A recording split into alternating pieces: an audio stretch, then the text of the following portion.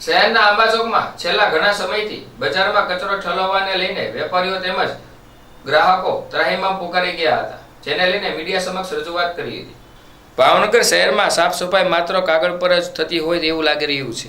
વર્તમાન ચોમાસાની ઋતુમાં પણ બીએમસીનું સોલિડ વેસ્ટ વિભાગ શહેરમાં કચરાની બાબતને લઈને ઉદાસીન જોવા મળી રહ્યું છે. શહેરના આંબાચોકમાં ઘણા સમયથી લોકો વેપારીઓ કચરાનો નિકાલ ભર બજારમાં કરી રહ્યા છે. ટેમ્પલ બેલ દ્વારા સમયસર કચરો ઉપાડવાના ન આવતા લોકો અને વેપારીઓની મુશ્કેલીમાં વધારો થયો છે. મરેલા પશુઓ તથા નોનવેજ વેસ્ટ પણ આ કચરામાં ઠાલવાઈ રહ્યા છે, જેના કારણે જનઆરોગ્ય પર ગંભીર ખતરો તોડાઈ રહ્યો છે.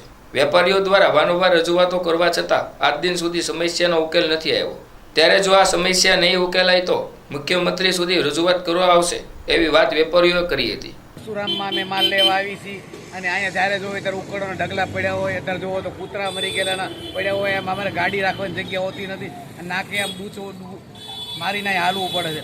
નકરું એકલી વાસ જ મારતી હોય, એમ થાય કે આ દુકાને માલ જ ન લેવો, એમ થાય કે બીજી દુકાને વ્યા જઈએ, એવી પોઝિશન રહે છે અહીંયા આવી. એટલે આમ તો વર્ષોથી લઈએ જ છીએ, અમને નવી દુકાન અહીંયા વર્ષ દોઢ વર્ષથી અહીંયા કરી ઊભું નથી રહેવાતું. બહુ ખરાબ છે, વહેલી તકે આ ઉપાડવાની.